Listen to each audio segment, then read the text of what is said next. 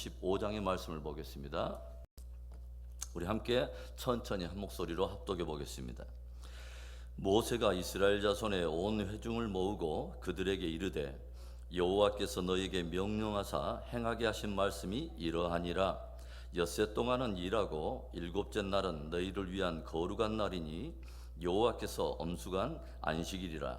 누구든지 이날에 일하는 자는 죽일지니 안식일에는 너희의 모든 초소에서 불도 피우지 말지니라.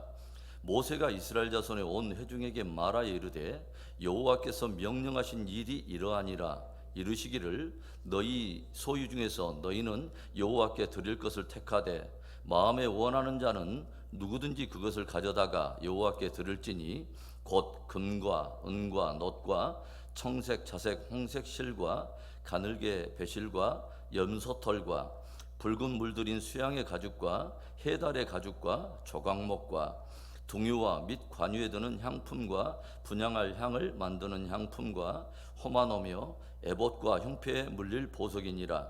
물은 너희 중 마음이 지혜로운 자는 와서 여호와께서 명령하신 것을 다 만들지니 곧 성막과 천막과 그 덮개와 그 갈고리와 그 널판과 그 띠와 그 기둥과 그 받침과 증거궤와 그 채와 속죄소와 그 가리는 휘장과 상과 그 채와 그 모든 기구와 진설병과 불 켜는 등잔대와 그 기구와 그 등잔과 등유와 분향단과 그 채와 관유와 분향할 향품과 성막문의 휘장과 번제단과 그 놋 그물과 그 채와 그 모든 기구와 물두멍과 그 받침과 뜰의 포장과 그 기둥과 그 받침과 뜰 문의 휘장과 장막 말뚝과 뜰의 말뚝과 그 줄과 성소에서 섬기기 위하여 정교하게 만든 옷 곧 제사 직분을 행할 때 입는 제사장 아론의 거룩한 옷과 그의 아들들의 옷이니라.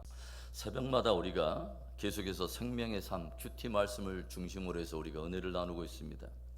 하나님께서는 출애굽한 이스라엘 백성들 곧 구원을 받은 당신의 백성들을 시내 산에 모으시더니 저들이 삶과 신앙에서 승리할 수 있도록 저들에게 두 가지 위대한 계시를 주시죠. 하나는 율법 곧 하나님의 말씀이고 두 번째는 바로 성막에 관한 것입니다.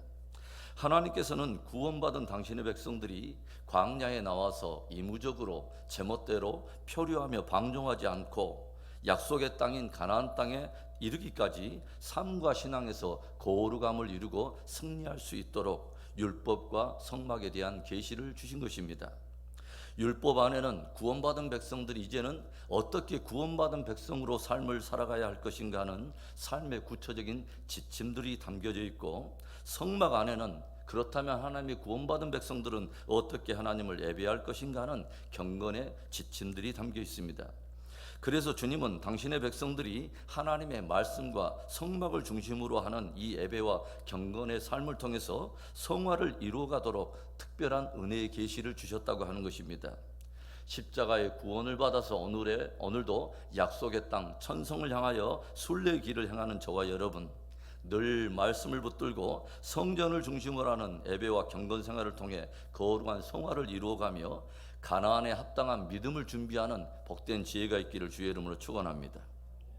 구약의 성막은 1차적으로는 예수 그리스도를 예표하고 있다고 말씀을 드렸어요. 그리고 2차적으로는 주의 교회를 예표하고 있고, 마지막 또 하나는 우리의 심령 성전을 예표하고 있다라고 여러분에게 말씀을 드렸습니다. 그래서 우리가 성막을 깊이 있게 조명하여 연구하다 보면 예수님을 깊이 알 수 있어요. 그리고 성막을 우리가 깊이 조명하다 보면 주의 교회를 어떻게 세워가야 할 것인가 하는 귀한 원리를 배우게 되고, 우리의 심령 성전과 경건을 또 어떻게 세울 것인가 하는 귀한 지혜를 배울 수 있다고 하는 것이죠. 오늘의 말씀을 통해서 저는 주의 성전을 세우는 자는 어떤 사람인가 하는 것을 함께 나누려고 합니다.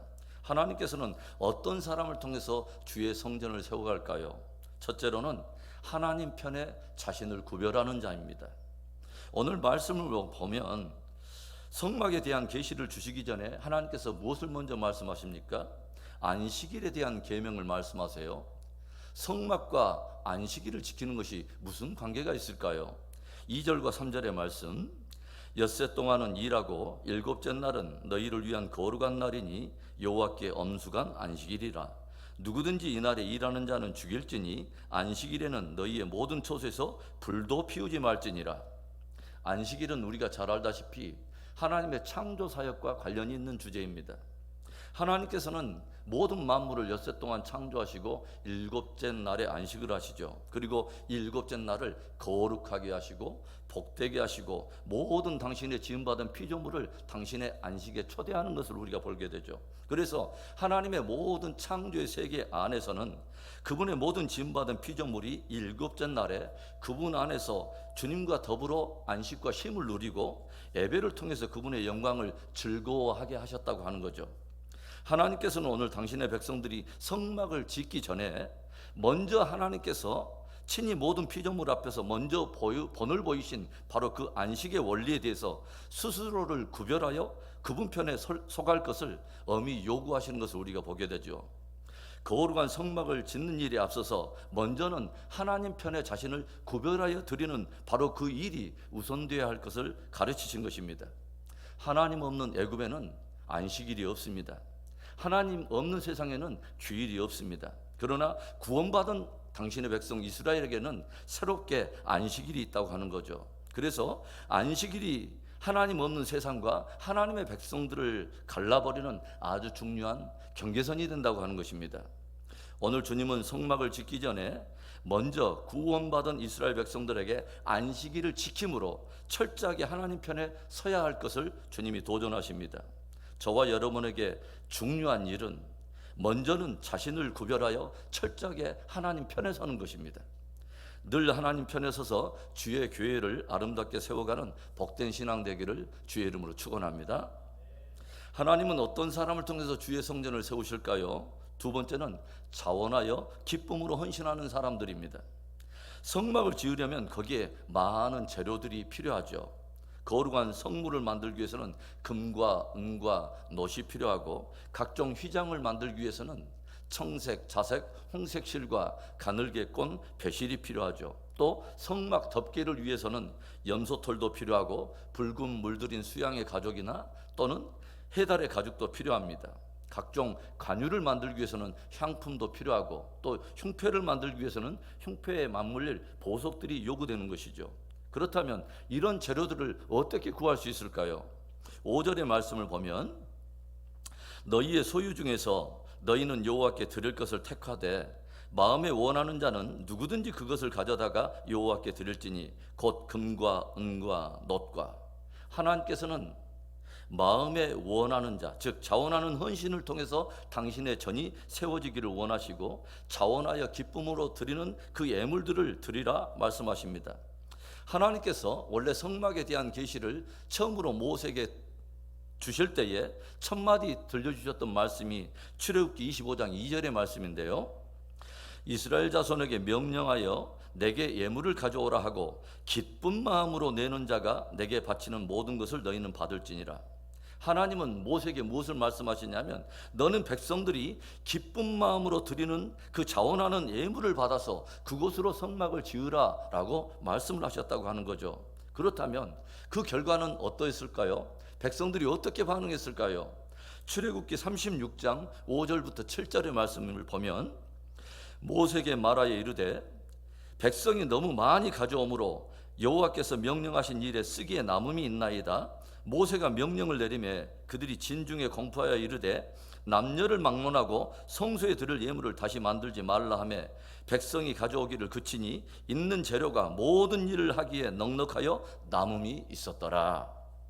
모세가 하나님의 성막을 짓는데 필요한 여러 기명과 여러 많은 어떤 헌물의 리스트를 백성들에게 요구했더니 백성들이 필요한 것을 성막에 가져오기 시작하는데 성막 짓는 일에 좋게 쓰고도 너무 남게 되어서 더 이상 제발 가져오지 말 것을 명령하는 금지령까지 내릴 정도였다고 하는 것입니다.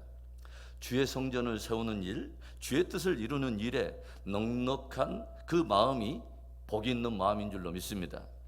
고린도후서 9장 7절과 8절의 말씀 우리 한 목소리로 읽어볼까요? 각각 그 마음에 정한 대로 할 것이요 인색함으로나 억지로 하지 말지니 하나님은 즐겨내는 자를 사랑하시느니라.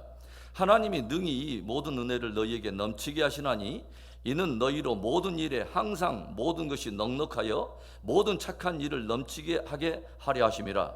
아멘.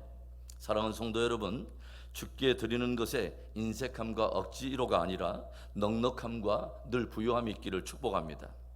다윗이 하나님을 세우기에 아낌없이 헌신했더니 오히려 이제는 하나님이 다윗의 집을 풍성하고 견고하게 세우는 것을 우리가 보게 되지 않습니까? 오늘도 주의 교회는 자원하여 기쁨으로 헌신하는 사람들을 통해서 그렇게 세워져 가는 것입니다. 기쁨으로 헌신함으로 주의 공동체를 세워가는 여러분들의 집을 이제는 하나님이 여러분의 집을 견고하게 세워주시고 크게 축복하시기를 축원합니다. 하나님은 어떤 사람을 통해서 주의 성전을 세울까요? 마지막 세 번째는 마음이 지혜로운 사람들입니다. 주의 성막을 짓는 데 필요한 많은 재료들이 이제 모아졌다면 이제는 무엇이 필요한 것입니까? 그 모든 재료들을 사용해서 견고한 기술로 각종 성물과 기물, 또 필요한 휘장과 덮개와 제사장이 입을 옷을 만들 사람들이 필요하다고 하는 거죠. 이때 하나님께서 무엇을 말씀하십니까? 10절의 말씀, 무릇 너희 중 마음이 지혜로운 자는 와서 여호와께서 명령하신 것을 다 만들지니. 여기에서 우리가 주목해 볼 만한 것은 너희 중에 열정과 열심이 있는 사람이 와서 만들라라고 말씀하지 않았습니다. 주님은 마음이 지혜로운 사람들이 와서 만들라라고 말씀을 하세요. 무슨 말일까요? 때로는 지혜롭지 않은 단순한 열정과 열심은 오히려 주의 일을 해치게 되고 주의 전을 세우는 일을 그르치게 만들 수도 있다는 거죠. 그래서 진실로 주의 전을 세우기를 원하는 사람들이 있다면 먼저는 마음이 지혜로워야 한다는 것이죠. 그래서 먼저는 지혜를 구하는 것입니다. 우리들이 생각할 때면 기술만 있으면 되는 것 같고 손재주만 있으면 되는 것 같고 여러 가지 그냥 기능과 어떤 달란트만 있으면 될 것 같은데 주의 전을 그렇게 세우는 것이 아니라는 거예요. 마음이 지혜로운 자들이 주의 전을 세울 수 있다고 하는 것입니다. 여러분, 그러면 어떻게 우리가 지혜로울 수 있을까요? 어떻게 마음의 지혜를 얻을 수 있을까요? 주님을 의지하는 것입니다. 주님께 지혜를 구하는 것입니다. 왜냐하면 참된 지혜가 주님께로만 올 수 있기 때문이죠. 야고보서 1장 5절의 말씀을 여러분은 아십니까? 너희 중에 누구든지 지혜가 부족하거든 모든 사람에게 후히 주시고 꾸짖지 아니하시는 하나님께 구하라. 그리하면 주시리라. 여러분, 주의 전을 사랑하십니까? 주의 전을 세우기를 원하십니까? 마음을 낮추고 먼저는 겸손히 주님께 지혜를 구할 수 있기를 바랍니다. 주의 전을 세우는 일은 기술과 재주로만 하는 것이 아닙니다. 열정과 열심으로만 하는 것이 아닙니다. 주님께로부터 오는 지혜가 필요합니다. 일마다 때마다 주님 앞에 겸손히 지혜를 구하고 그 복된 지혜로 주의 전을 세워가는 참으로 아름다운 신앙, 정귀한 믿음 되기를 주의 이름으로 축복합니다.